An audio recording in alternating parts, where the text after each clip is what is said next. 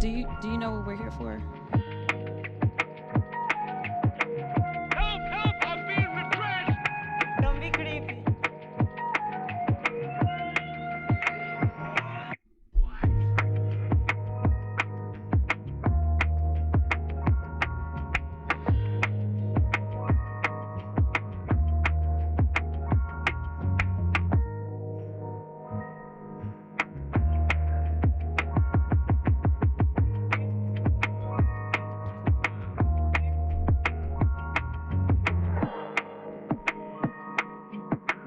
Don't even play.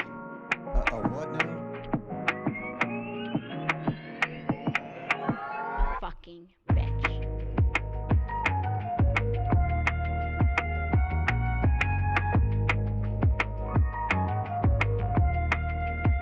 I don't want reality.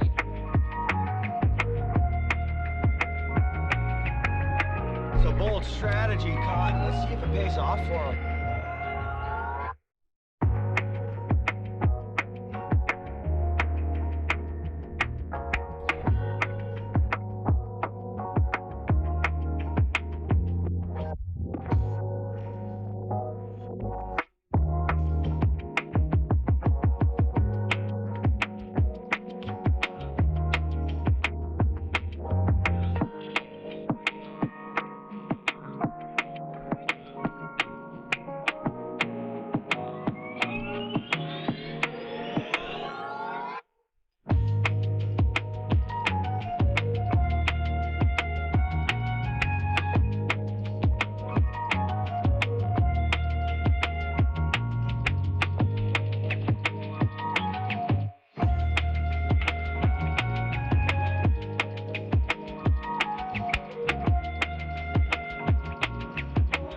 You should be ashamed of yourself for having that thought.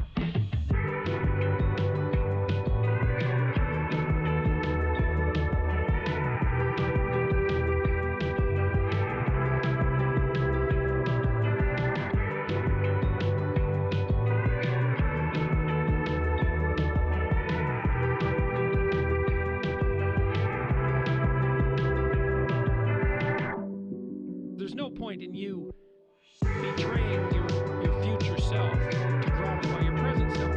It's a stupid game. Put your drum up. This is from 12 Rules for Life.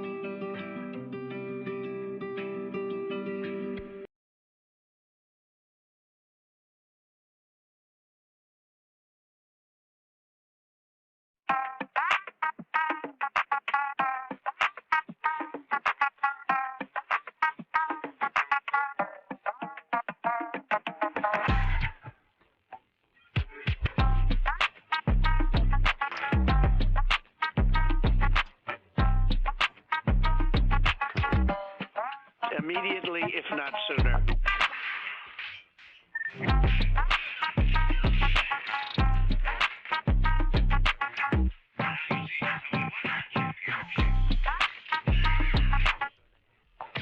I see that you know your judo well. Donald Trump spent a lot of quality time with my wife. Illegal.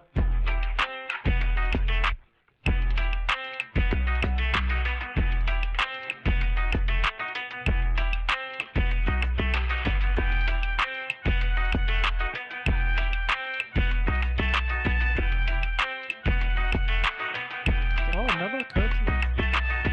Interesting. It's just That's crazy enough to interesting. work. Yeah. So hot right now.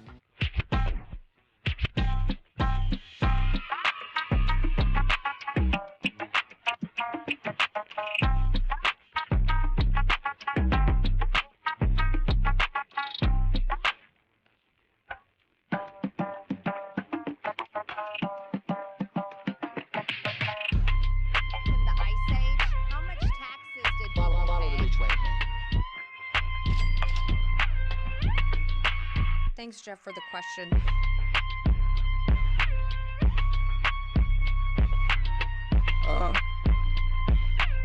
Your name, please?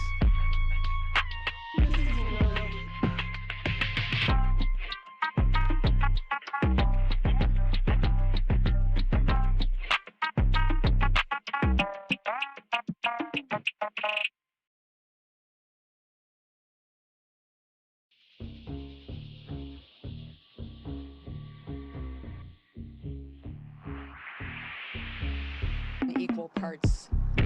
Oh my gosh. Illegal. Facebook. Sugar butts. I did everything right and they indicted me. Problem here. The county needs to step up and own it and resolve it and get this water out of here.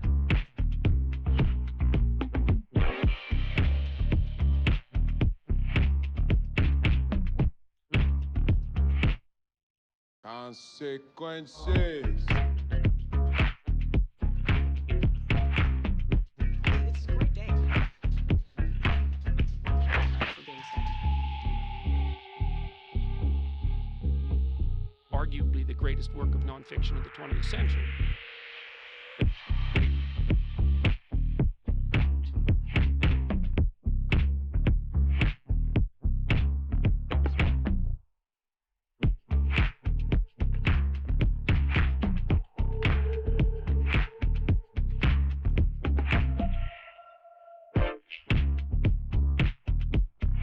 I feel like I'm taking crazy pills. I got boxes full of Pepe.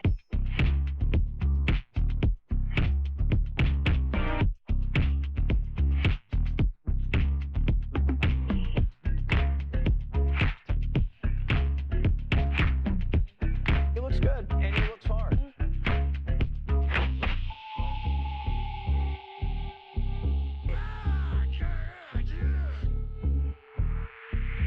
Jesus, I say that.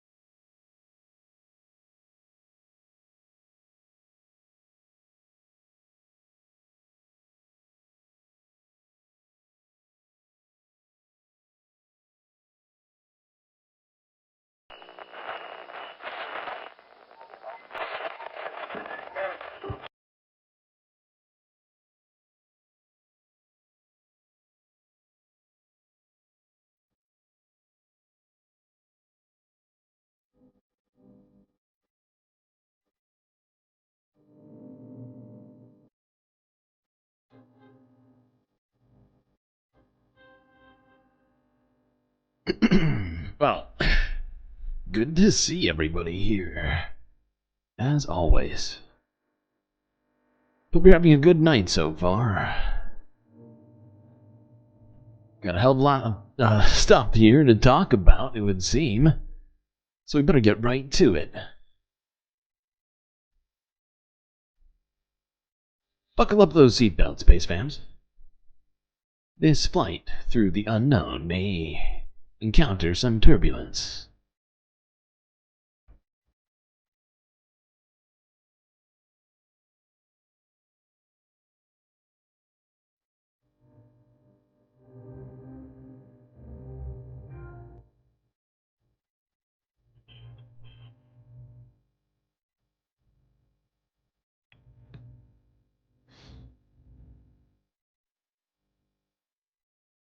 Galaxy Noir.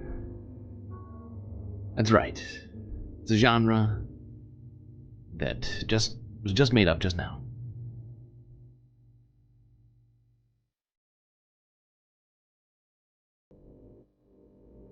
Or has it been happening the whole time?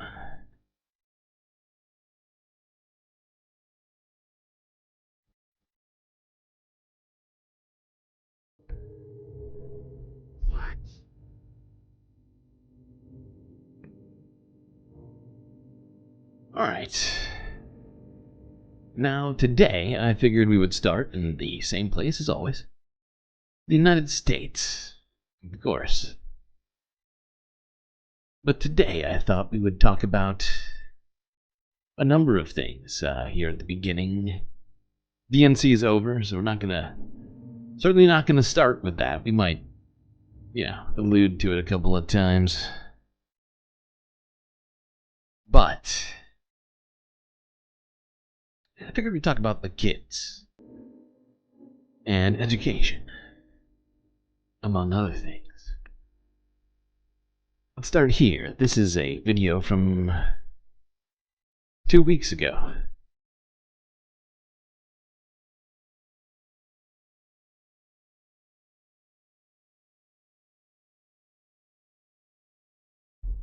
I think this little girl might be onto something.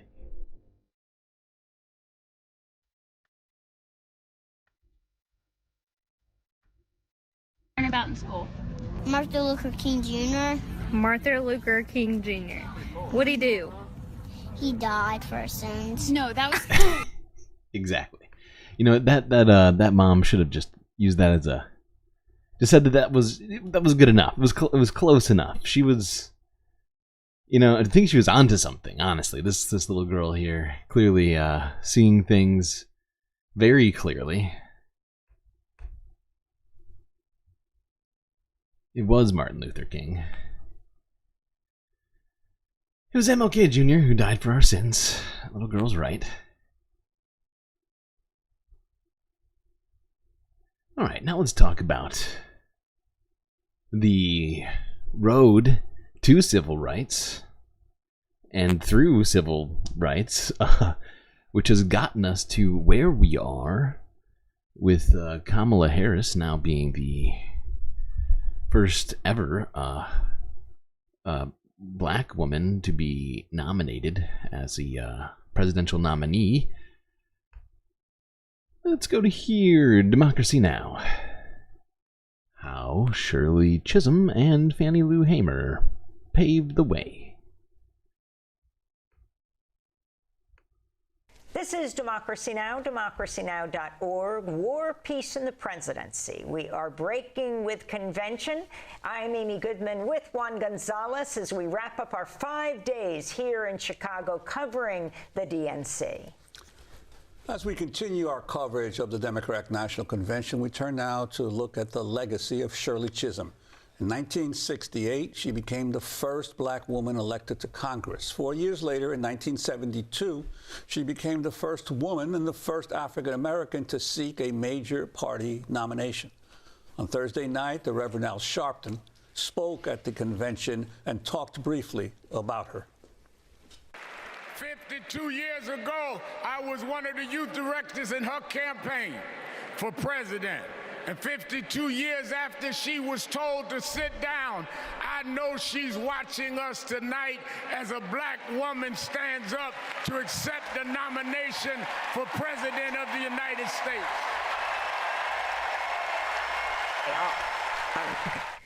That was the Reverend Al Sharpton speaking at the Democratic National Convention this week. Shirley Chisholm now speaking in 1972 when she declared her presidential candidacy. I stand before you today as a candidate for the Democratic nomination for the presidency of the United States of America.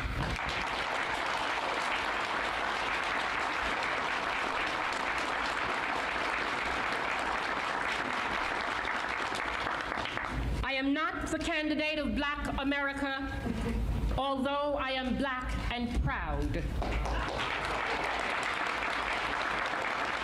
I am not the candidate of the women's movement of this country, although I am a woman, and I'm equally proud of that.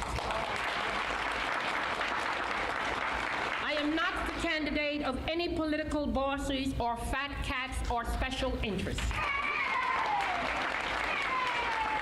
I stand here now without endorsements from many big-name politicians or celebrities or any other kind of prop. I do not intend to offer to you the tired and glib cliches which for too long have been accepted part of our political life. I am the candidate of the people of America. That was Shirley Chisholm in 7. That was Shirley Chisholm in 1972. Well, we're still here with Barbara Ransby, historian, author, and activist, professor of Black Studies, Gender and Women's Studies, and History at the University of Illinois, Chicago. Barbara, your thoughts about the legacy of Shirley Chisholm? Yeah, I think about Shirley Chisholm a lot these days, and that wonderful slogan of her campaign, unbought and unbossed, right? She was an independent thinker. She was fierce. She came out of Brooklyn, as you said, and came from West Indian parents. And she had a tough road, you know, just in terms of representation. We were talking about before being the first black woman in Congress. There's a scene, Shala Lynch has a wonderful documentary film about Shirley Chisholm, and Shirley Chisholm recounts a Southern white senator who just couldn't get over her sitting across from him and them having the same job. And he said, you know, Miss Chisholm, we both make $39.5. $39.5. I'm going to keep on making $39.5. You know, so she forced her way into spaces that, you know, she was not wanted because of racism and sexism. But inside the Democratic Party, when she ran in 1972, she got mocked. She got a lot of opposition, also from black leaders, black male leaders in particular. And she was somebody, I think, who I never met her. But, you know, from my study of black women's history and from people who did know her, you know, she was a person of principle and resisting pragmatism that is so rampant in politics, right? So, you know, Black Panther Party supported her, and she supported them. And they were saying, well, why are you supporting this group of armed, you know, folks? And she said, well, because they're fighting for, you know, poor black people. So, so I think Shirley Chisholm really represents some of the best of folks working inside electoral politics. And okay, sorry, we can't watch this whole thing. I got carried away watching this without pausing at all, seemingly. Can't help myself sometimes with the Democracy Now! Videos, especially. You know, they've always got such, you know, respected and, you know, well-educated guests. I find myself kind of, you know, wanting to listen to them more than me.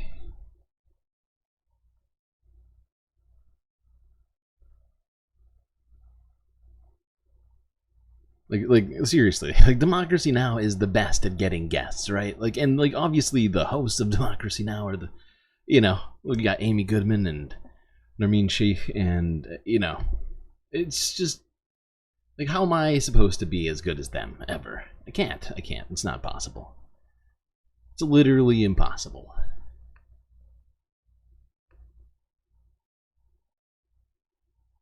That's where the term black milk, I don't know what you mean. Where did it come from? I'm not sure what you're trying to reference right now.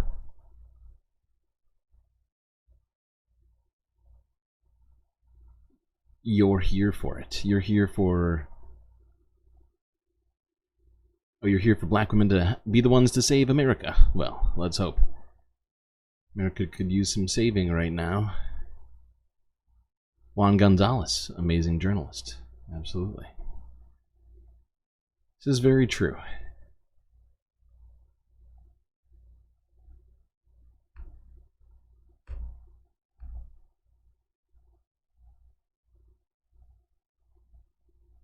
Okay.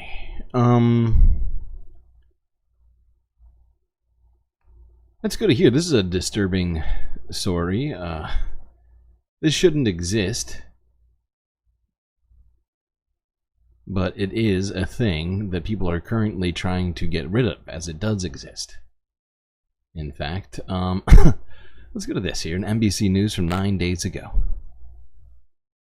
Quote unquote, to be occupied by Caucasian race. Minnesota City fights to remove racial covenants in housing. Illegal.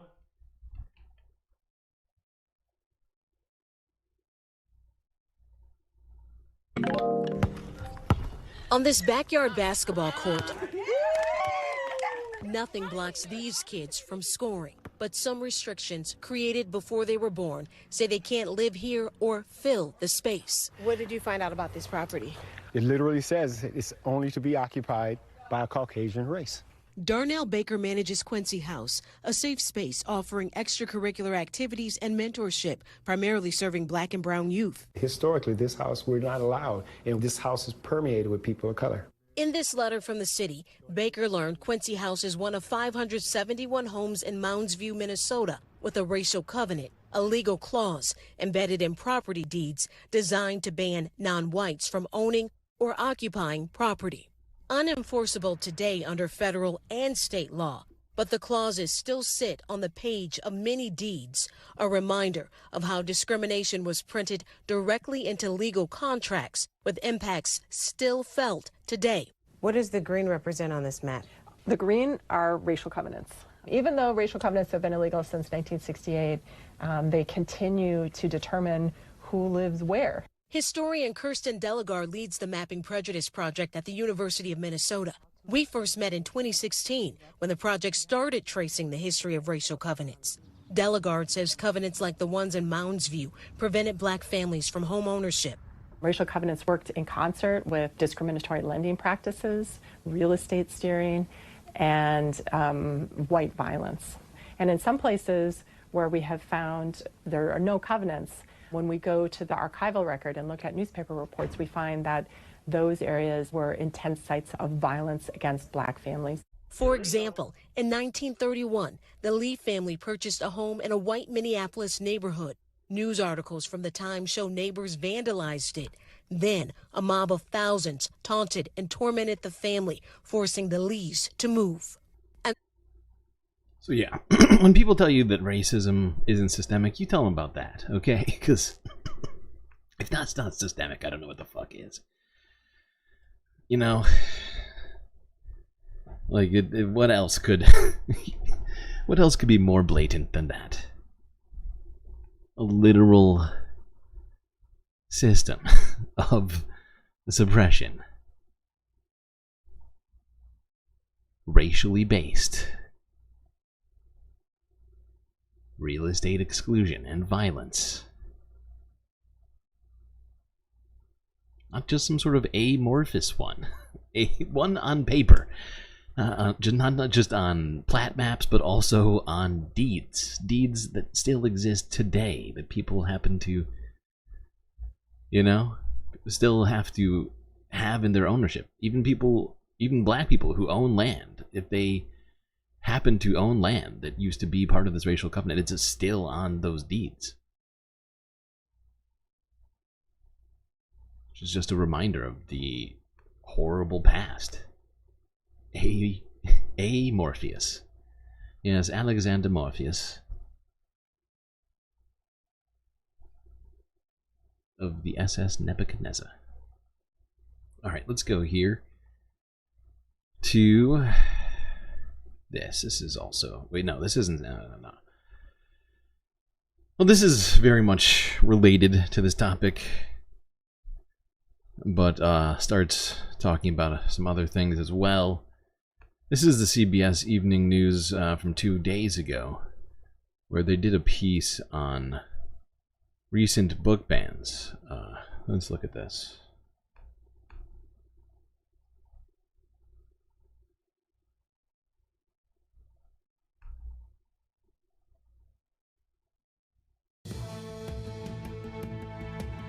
Book bans are on the rise in this country. Utah just outlawed 13 titles statewide, from schools to libraries. Certainly not alone. Nationwide, only 8 states do not have any bans on any books. This is insane. In tonight's Weekend Journal, CBS's Itai Hodge shows us how a San Francisco bookstore in one of the country's oldest gay neighborhoods is pushing back.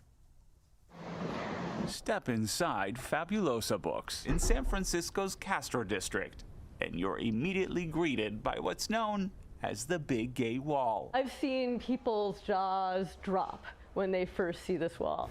Becca Robbins is the bookstore's event manager. She says the shelves overflowing with LGBTQ books recently sparked a novel idea. Did you expect the kind of reaction that you got? Oh my God, no. When a number of states started banning LGBTQ books, Robbins decided to turn the page on censorship, shipping many of those very same titles to the places that prohibit them for free. I can't go to these meetings, I can't pass legislation. What I can do is send books. Her program, called Books Not Bans, allows customers to buy the books that she boxes up and sends to queer organizations in places like Oklahoma, South Carolina, and Florida. Her books have been welcomed by people like Patton Furman, the principal and superintendent of Magic City Acceptance Academy, the only LGBTQ affirming school in Alabama. Is Mein Kampf banned? No, I don't think it is. And in fact, there's plenty of other books that have fucked up themes and other things that people could object to that are still in schools. It just happens to be very specific stuff. You know? Books that happen to deal with themes that might make some people uncomfortable. Usually, those people who are made uncomfortable are, you know, bigots.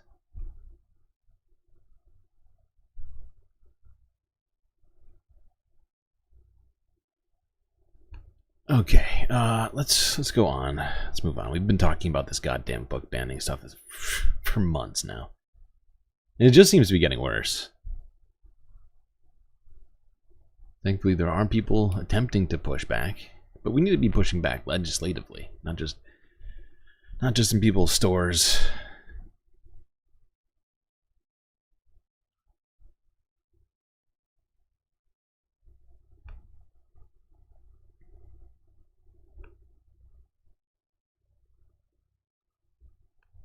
Now, this is something I figure we should talk about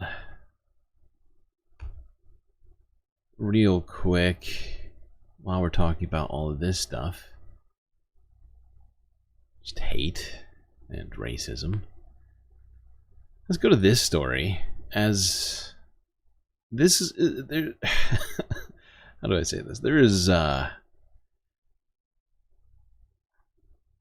just talk about this real quick. CBS Evening News. 2 days ago, group leads nationwide effort to track anti-Semitic threats.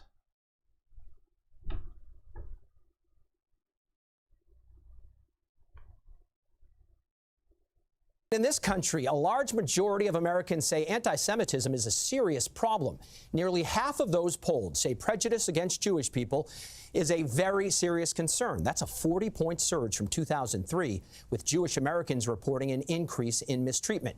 Tonight, CBS's Nicole Skanga has the story of a national effort to track those threats.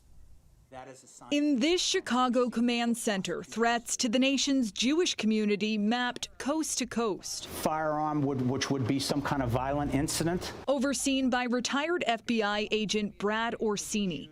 Shooting that's happening right now. While we were there, a school bomb threat lit up the board. We'll alert our folks in the D.C. area. It's called Secure Community Network. Most simply... Sorry, hold on. So... I looked this organization up. Where'd it go? This, when I found out exactly who these people were, it made me very concerned, right?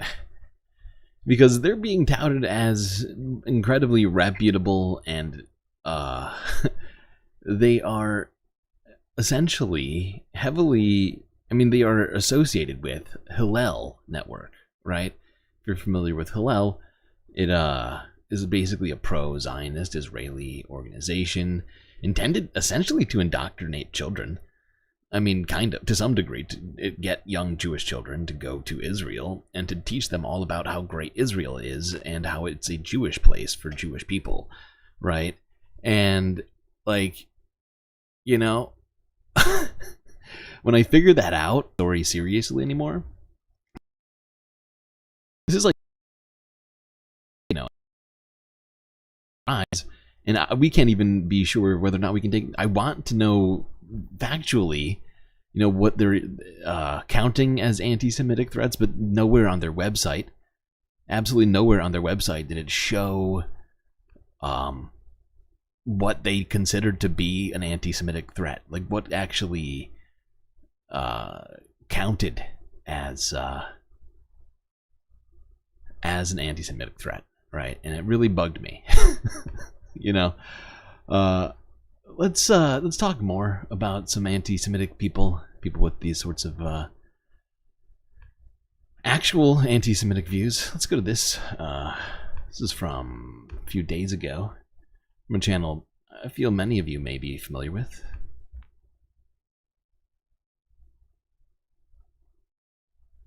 Sam Cedar, Emma Vigland on the Majority Report. Joining us now, David Austin Walsh, postdoctoral associate at the Yale Program for Study of Anti-Semitism, college fellow at the University of Virginia, author of Taking America Back, the Conservative Movement in the Far Right. David, welcome back to the not welcome back, but welcome to the program. And I should say, like, timing your book pretty good. Donald Trump seemed to sort of give you an assist in many respects with J.D. Vance. We'll get to that. But first, for our audience, give us the broad strokes on William F. Buckley, because I'm of an age where, like, William F. Buckley was the guy. Having gone to college in the 80s, he was the guy for conservatives at that time. But I don't know that people, he is as prominent in people's minds, or younger people's minds. So just give us the broad view of who he was for Republicans and the conservative movement.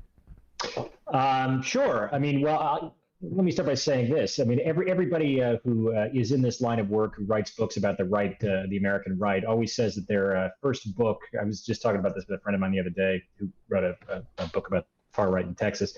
Your first book is always about, it's a letter to your parents, right? And so his was about why his parents thought that William F. Buckley was a liberal. Mine is directed at my very liberal parents who used to watch William F. Buckley on TV and thought he's one of the reasonable ones. He's one of the good conservatives. So for the audience here, so William F. Buckley was probably the most prominent conservative pundit and intellectual in the second half of the 20th century, largely because of a show that he had on PBS called Firing Line, which was on from like 1966, like the thing might have even been 65, basically to the end of the century. And he had on everybody on this show over the years. He started off with interviewing people like George Wallace. He had Ann Coulter on at the end, a lot of arts and media people, and it sort of made his in many respects it was sort of set the template for what sort of conservative right-wing punditry on TV looked like. So that's why everybody knows him. I mean, and he was everywhere in pop culture in the second half of the 20th century. You ever watch Aladdin? One of the many impressions that Robin Williams does, and I think that movie came out in, 93, is he does a William F. Buckley impression, because he's very famous. I'm not going to try to do it. What is it just saying, you beast? All right, hold on. We can't watch this whole thing. It's like an hour long. Midi's already given up. I mean, that's not the reason, though. Just can't watch this whole thing. Not gonna do it. Not not going to do it. Wouldn't be prudent at this juncture. Lobbyist for the government of Francisco Franco in Spain. He actually goes to Spain in 1939 or 1938 on basically a goodwill tour. By the way, I'm sorry if you can hear my dog. No, I was going to say that's for folks at home. That's a dog. Oh, I hit the wrong spot. Damn it. Apparently reacts poorly to whatever. This is anti-Semites. still funny though. Yeah, no, I mean, just to stop here, because I want you to tell people who Franco was too, because I'm not sure if people fully get sort of where Franco was on the political spectrum. But how much of because I'm fascinated by Merwin Hart's radicalization, and Frankfurter was also at Harvard. And at least came out of Harvard Law School. And at that time, it's like there was only a certain amount of Jews that were come in, but there was a sense like that's starting to fall apart a little bit in that era. And I wonder, what radicalizes a guy like that? What takes someone? Is it a Jewish guy, he gets divorced and his wife starts dating a Jewish guy, or what is it? Or is it like they're desecrating my alma mater by letting Jews in, or what is it that radicalizes a guy like that? Well, it's funny because I think that the kind of country club anti-Semitism is so the kind of sense that there are too many Jews at Harvard or Yale or whatever. They're knocking down some of the barriers to certain high status industries. That's where a lot of Buckley's, and he later renounces anti-Semitism, but he grows up in a very anti-Semitic household. That's where that comes from. With Hart, I think it's something different. And maybe in a way more typical of people who become sort of dedicated political, like anti-Semitism is the lens through which I see all of my politics. I think for him, it comes from organized labor. It comes from this sense that, so for your listeners who are unfamiliar with I imagine most of them probably are, with the trope of Judeo-Bolshevism or Judeo-communism. So it's this idea that communism, the Russian Revolution, is the result of a Jewish conspiracy. Communism is just a Jewish conspiracy to seize control of the world. And there's softer versions of this in American politics in the 20s and 30s, this kind of political anti-Semitism, which is the Jews are the sort of font of radicalism in the United States, and especially in New York State, are identified with the labor movement. And if there's one thing that Merwin Hart hates, because remember, he's a business lobbyist, he hates organized labor. What really kind of turns him against Roosevelt and the New Deal in the early 1930s is he's supportive of the New Deal initially, or at least aspects of it, because the first big piece of legislation, the National Recovery Act, in the early 30s, it has a clause in it which sort of mandates the recognition of labor unions. And he doesn't like that.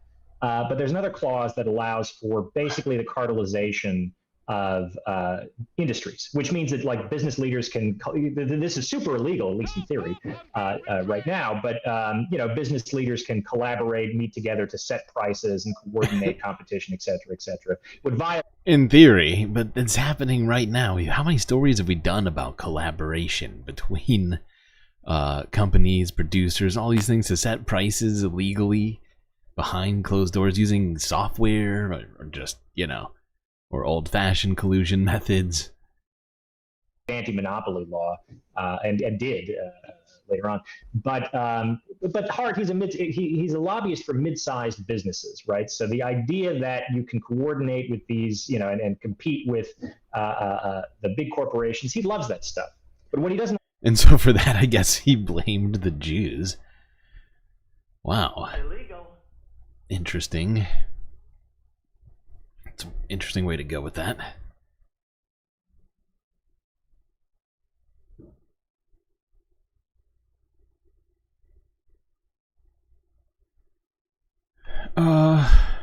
We could talk more about this, but I feel like we should just keep it moving. We got a lot of stuff to talk about today. Although, you know what? No, I think there was one more spot. Take it back. I made a huge, tiny mistake.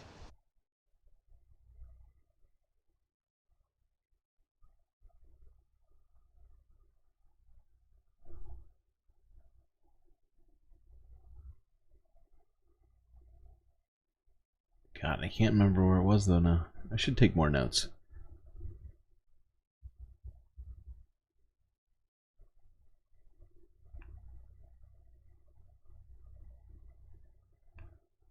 No, let's just go on. Let's go on to this, because this is from the this was from the DNC, right? And I didn't see this during our normal, like while it was still going on. I didn't see this happen. I don't know if anybody else saw this happen, but this was uploaded to the AP archive, which I'm pretty sure basically nobody watches or subscribes to aside from me. This has 200 views. This is from a day ago. This shows a protest group inside the convention center in Chicago unfurling a banner, a pro-Palestinian banner during Biden's speech.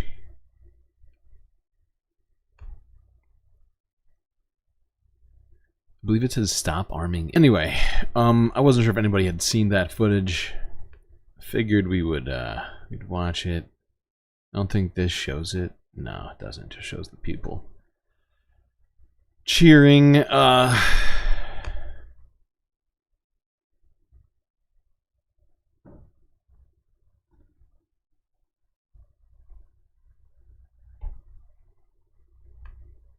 But it did happen during Biden's speech. I don't think that that was at all accidental.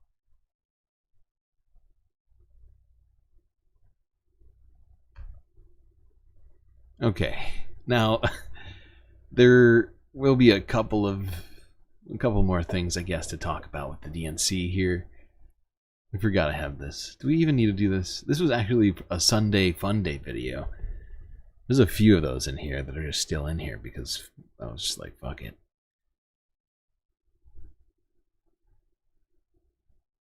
I feel like I'm gonna get copyright struck for this. But let's try to watch this. Hold on. I think I have to mute it first, so I'm pretty sure that their sound is what'll kill it. It's all about joy, There we change, joy, and some sweet dance moves. There's a lot of joy. It's electric. It's palpable. You can feel it. Electric. And we are excited to be here. You got quite the outfit here. Walk me through it. Give me a little spin. Well, you know, I'm from Florida, and our governor doesn't like you to say gay. So I'm going to say gay a lot. Let me see. Oh. Gay, gay, gay, gay, gay. And it's in the shape of Florida. You're a one-issue voter.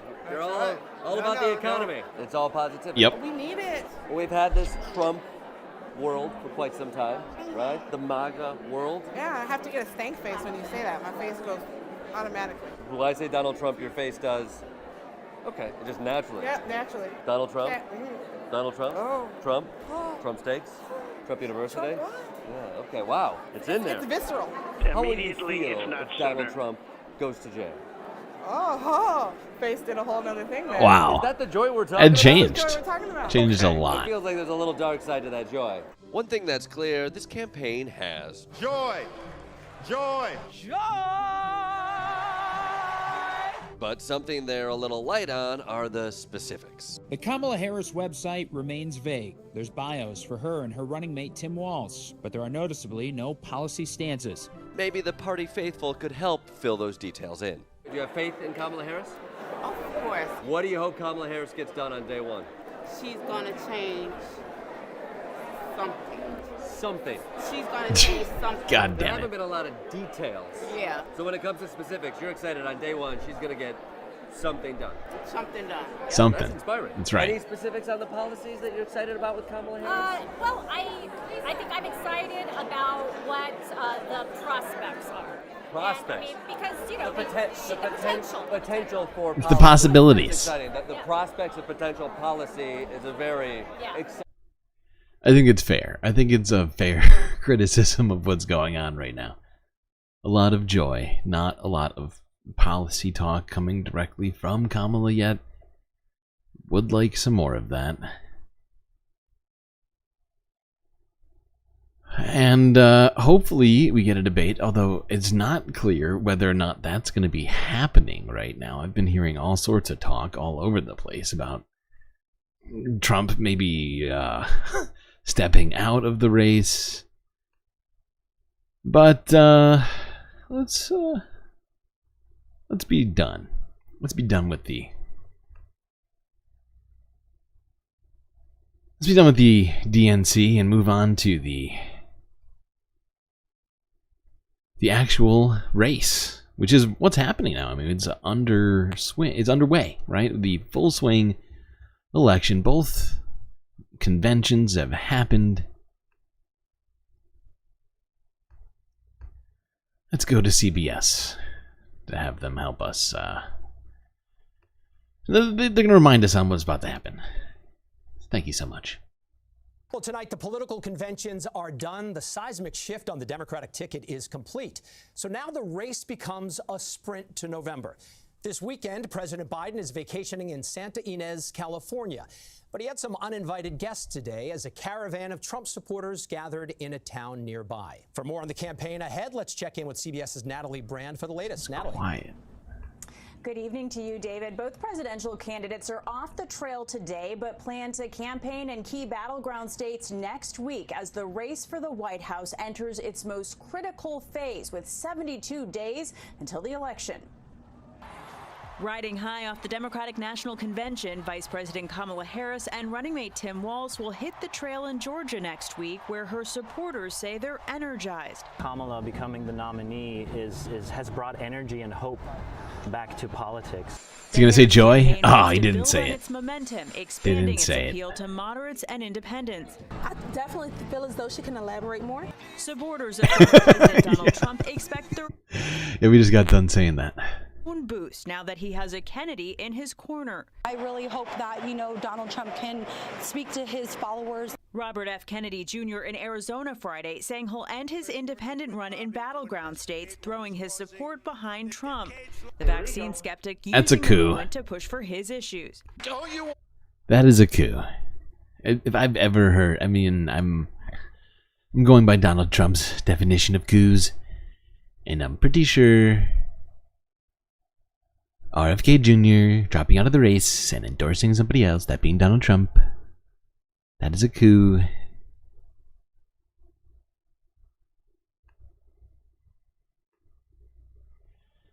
But yeah, national convention's over.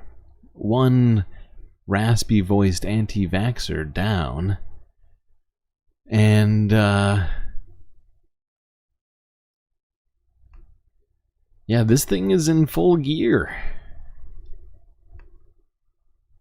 And let's see how Fox is taking that. Let's see how they're doing.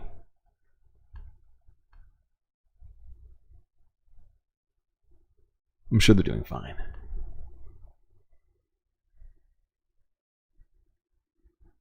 Michelle Obama gave a speech that was very widely praised and well received. I mean, her popularity within the Democratic Party is enormous. She went on first, then her husband Barack Obama came on, and her speech was really good. She here talks about, and I think alludes to, the birther conspiracy that Donald Trump was one of the key purveyors of when he was launching his political career. I mean, this, if not the guy. I would say I know people, my grandparents, were big Trump people in 2008, 2009, because of the amount of emails this guy was using to saying this birth certificates thing. I don't know about this Obama guy. Yep. And then and also it was he's a businessman too, so he can be real respectable. But he trafficked absolutely. He kept that thing alive. So much that it was a liability for Romney in 2012 to be seen. Yeah, Obama being from Kenya was basically the only thing on Donald Trump's mind for seemingly years.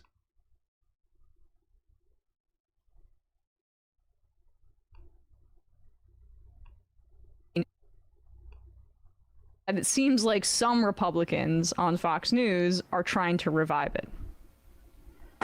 For years, Donald Trump did everything in his power to try to make people fear us. See, his limited, narrow view of the world made him feel threatened by the existence of two hard-working, highly educated, successful people who happen to be black.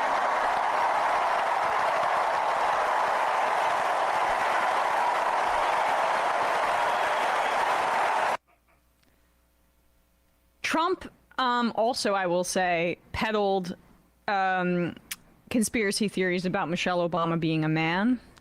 That's another right-wing Facebook dad meme that this like movement gave oxygen to. Just rank racism. And you know, and a lot of this stuff got went under the radar because it actually wasn't Facebook but email chains, which was a lot less visible but a lot more rancid. Exactly, that's a good. Yeah, because you have to be inside the fucking group to be inside the email chains to get access to these goddamn. It's a great point. Oopsies. And you even see in, like, recently the Imani Khalif controversy where a bunch of psychos like Elon Musk and J.K. Rowling, who are now thankfully maybe facing some legal liabilities. Hit the delete button. And J.K. Rowling just deleted a bunch of tweets. But this is like but you can just see how people, women who are not white, even if they're cis women, are either are dehumanized or their femininity is called into question by right-wingers as a way to attack them in a racist manner, and how notions of gender and sexuality and race are all interconnected in who gets to be deemed a real woman and who isn't. So the Obamas dealt with a ton of this stuff from the Republican Party. And now Jesse Waters, who has fashioned his entire career basically on Bill O'Reilly, also who peddled the birther conspiracy theory, has decided now's the time to bring it back. Here he was on the 5 yesterday. Weird vibe going on. I can't figure it out. But I will tell you this, Greg. Barack Obama, still the godfather of this machine. He gave us Joe Biden The Godfather. as VP. He gave us Hillary as Secretary of State. Then he cooed Joe, put all his boys with Kamala's team, and had his wingman Holder vet Waltz. Now, you guy's a young 63. He's going to be doing this for the next 25 years. He's definitely going to interfere in this election. That's why we'll be sending Johnny to Hawaii to get the truth about the birth certificate. This time we will dig deep and find out what really happened. Good point. You should tell Johnny that he needs to get a passport. To go to Kenya. I agree. Yeah. I agree. No, I meant to Hawaii just to see him do it. Yeah. Got it. Wow, Greg Gutfeld trying the comedy again. What's Obama's last name? Obama Gamma Barack. Ask him what the exchange rate is for the Hawaiian dollar. All right, ahead.